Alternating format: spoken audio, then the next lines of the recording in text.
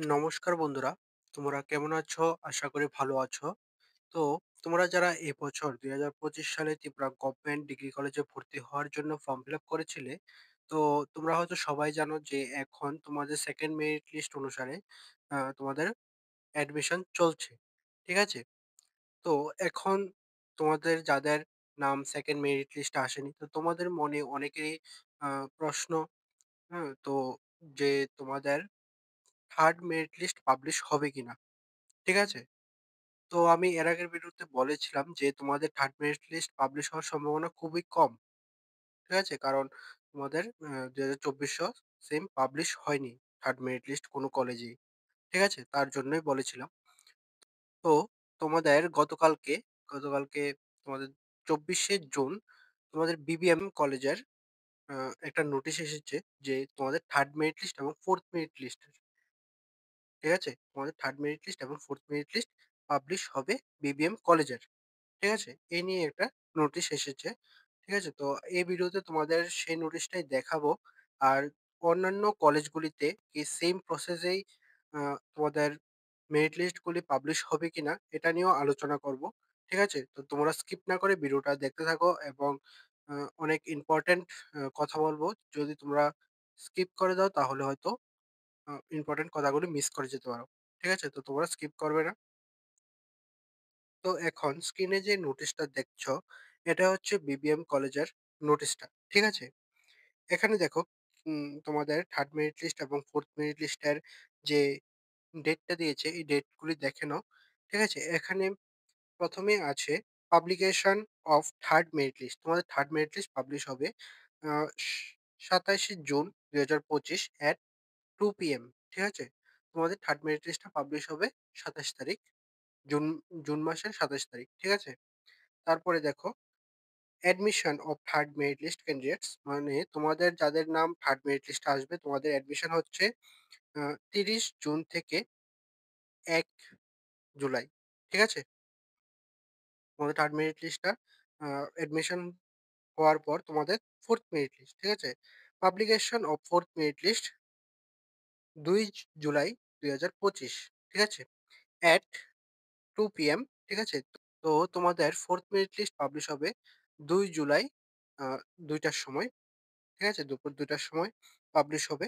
তারপরে তোমাদের admission, 4th merit লিস্টে অ্যাডমিশন হচ্ছে ৪ জুলাই ২০২৫ থেকে ৫ জুলাই ২০২৫।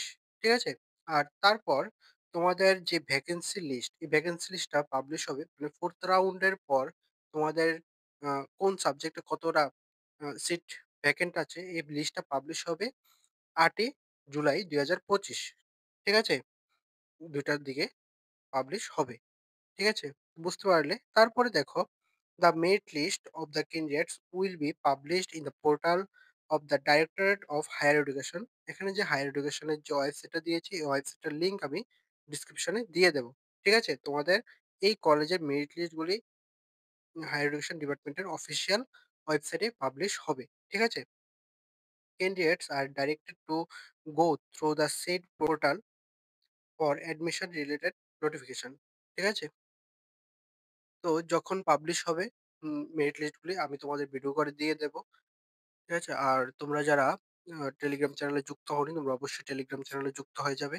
ঠিক আছে? কারণ পরবর্তী সময়ে যা আপডেট পাবো সবকিছুই আগে টেলিগ্রাম চ্যানেলে দিয়ে দেব। ঠিক আছে? তো তোমরা অবশ্যই টেলিগ্রাম চ্যানেলে যুক্ত হয়ে যাবে। টেলিগ্রাম চ্যানেলের লিংক ডেসক্রিপশনে পেয়ে যাবে। ঠিক আছে? আর পরবর্তী সময়ে যা আপডেট আসবে আমি তোমাদের জানিয়ে দেব। তো তোমরা যারা এখনো চ্যানেলটা সাবস্ক্রাইব করোনি, তোমরা অবশ্যই সাবস্ক্রাইবটা করে দেবে। কারণ তোমাদের সাবস্ক্রাইব আমাদের মোটিভেট করে তোমাদের জন্য আরো ইনফরমেটিভ ভিডিও নিয়ে আসতে। ঠিক আছে? তো এখন কথা হচ্ছে যে তোমাদের অন্যান্য যে কলেজগুলি আছে, ওই কলেজগুলিতেও কি সেম প্রসেস এ তোমাদের third merit list, fourth merit list publish হবে কিনা? ঠিক আছে? এটা হচ্ছে তোমাদের অনেকের এখন কোয়েশ্চেন।